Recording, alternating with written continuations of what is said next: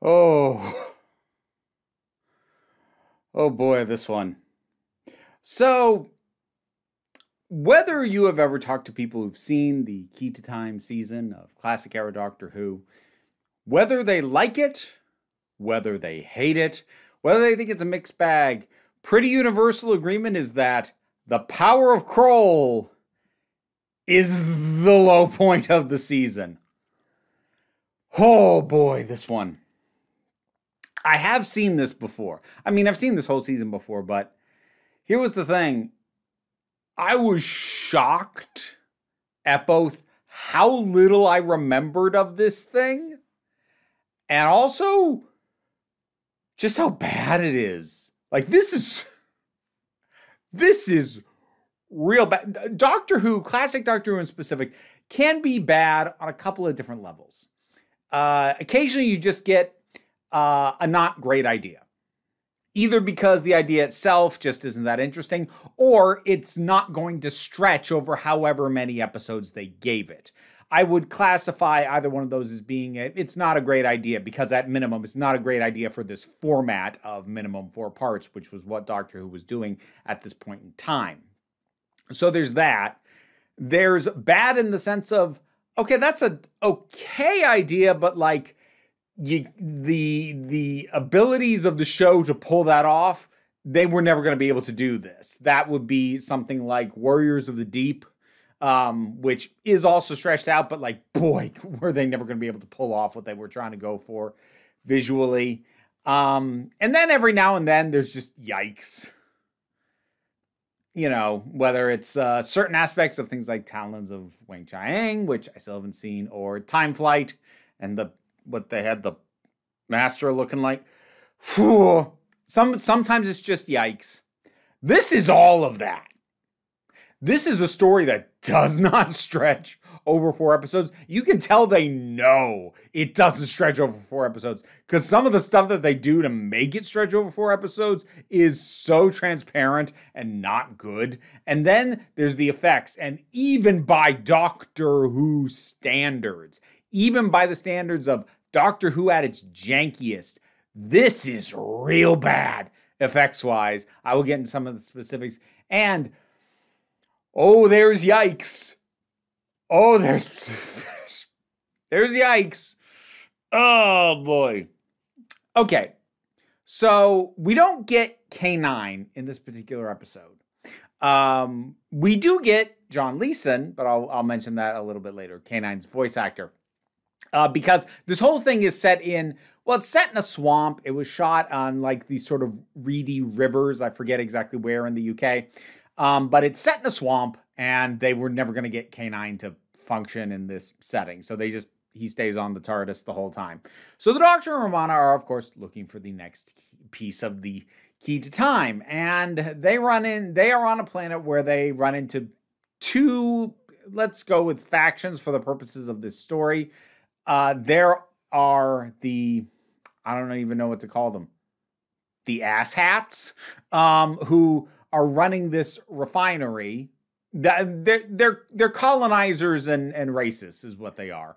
They're here to strip mine the available resources, and they are clashing with the local tribe that I really, really would have liked to have found an actual name for. There isn't ever one said, because the tribe members themselves, the closest they come to like self-identifying as anything is they just call themselves like the followers of Kroll or whatever. Everyone else calls them the Swampies, which I know that's not a real slur, but it's deployed like a slur and it's used like a slur. And so the frequency of hearing it just kind of gave me a uncomfortable feeling, especially given that even the Doctor calls them that. Okay. And the Swampies are just a bunch of actors in loincloths painted green with the most abominable wigs you've ever seen slapped onto an actor. It looks so bad. And here was the thing. Because I didn't remember this very well, it was my hope initially Like, okay, they look bad, like just visually, and plus, like, we're leaning into the, you know, quote unquote, primitive people chucking spears kind of look. Yeah.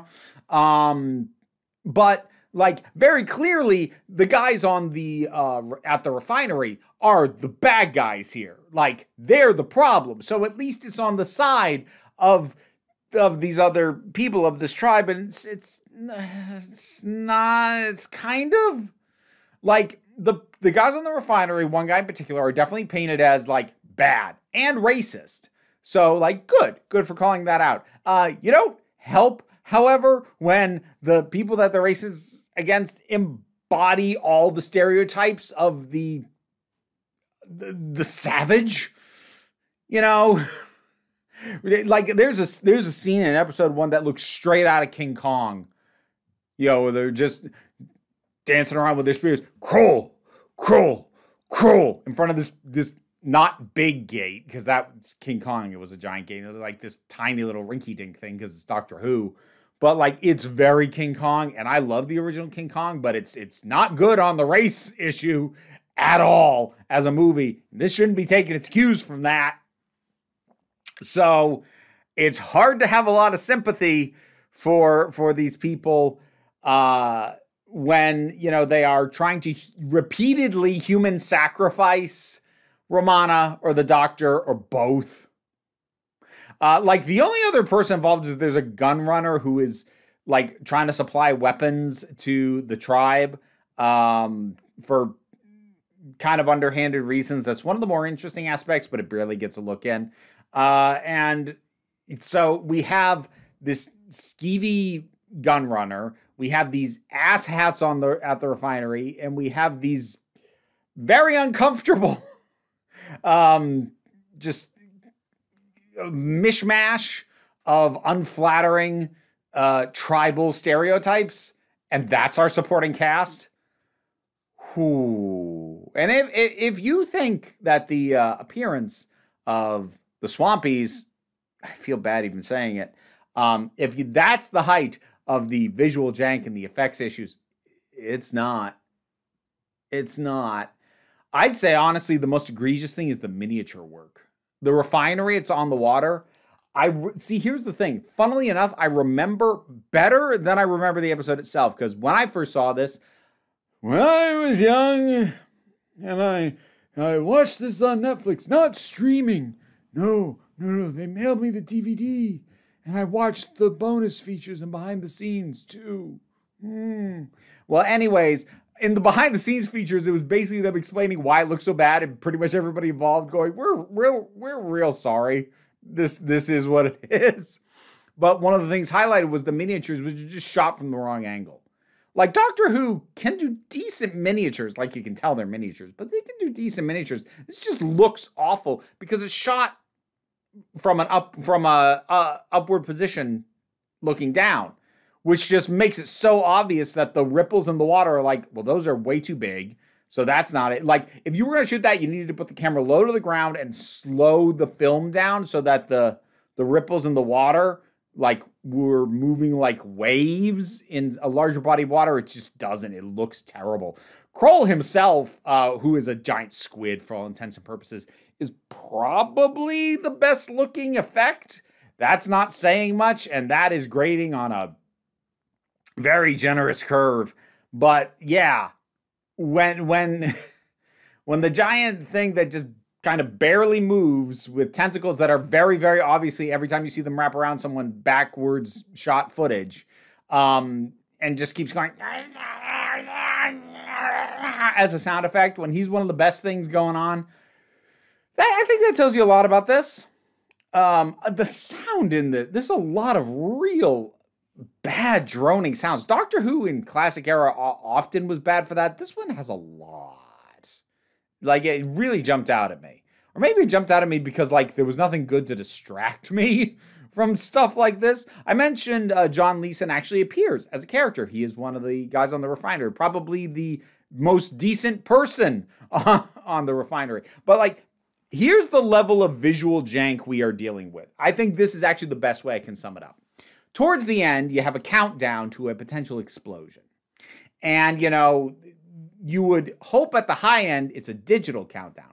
It wasn't. It was one of those sort of like things where it flips the number over. Okay, little janky, but okay. And it's embedded in the wall. Oh, like in a panel? No. You can tell somebody just cut a hole in the wall and put it in there. Oh, okay. And the hole isn't even properly squared off.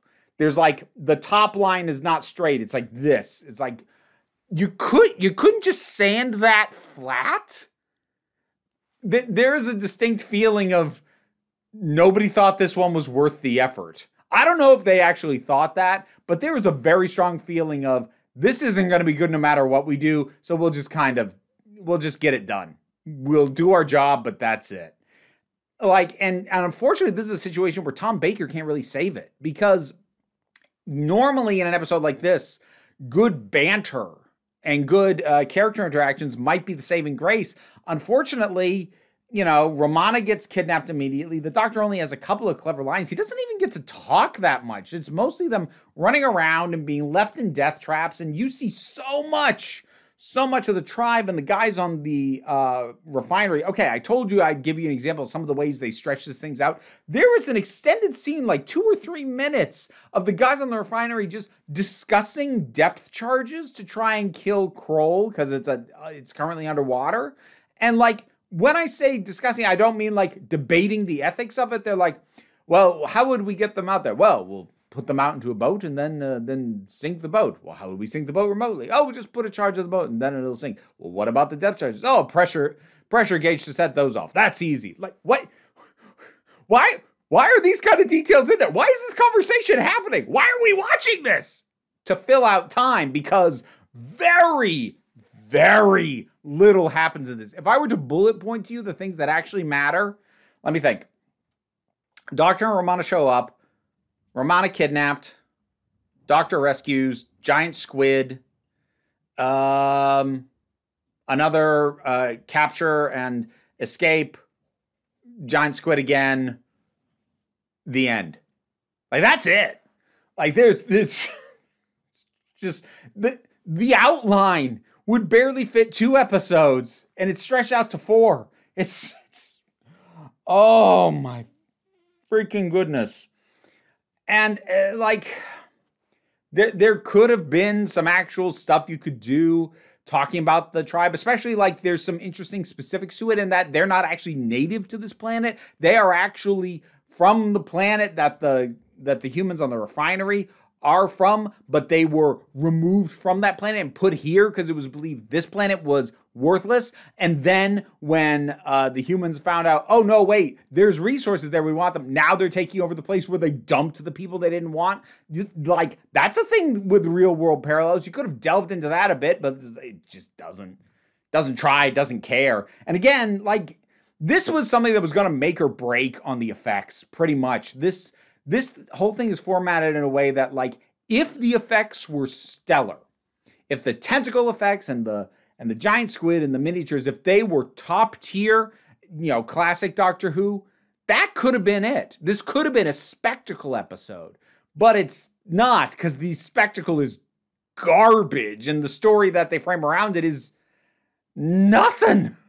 It's just nothing. Wow, this one was bad. I was dumbfounded by how bad this was. I'm not comfortable declaring this the worst episode of Classic Who that I've seen. It's in the bottom 5. Easy. And it's definitely in the conversation, because wow. This is that kind of example of bad where not only is a lot of stuff bad, I can name you almost nothing that's good. So it's not only got a lot of bad, it's got no good to counterbalance it. This is Power of Kroll. Jeez. Have you rewatched this one? What did you think of this? Whatever your thoughts are, drop something down in the comments. Let's talk about it. Patreon pays the bills, enables me to do this as my living. Even if you can't help me out that way, like, share, subscribe. Those will help me out. Don't worry too much about it, though. We take a relaxed attitude around here. So come on back next time you need a break. And now to thank my highest supporting patrons: Robin Moore, Zubin Lutfula, Goddess Elida, Oliver B., Melissa Pedersen, Tarak, the thing that goes doink in the anime, Jean Foray, Ulrich Bogdan, Loki Eris, Linda Walters, Jen, Auntie Kate 808, Becky Sparks, Renabulax the Poodle, Tracy Scrabbit, Angry Casperol, Dave Hall, Quite Bearish, Rosalind Bennett, Toku Bluhuvian, Pal Rabajagal, and Mara G. If you'd like to hear your name in the credits or even just see them, there are rewards on the Patreon, so maybe check those out.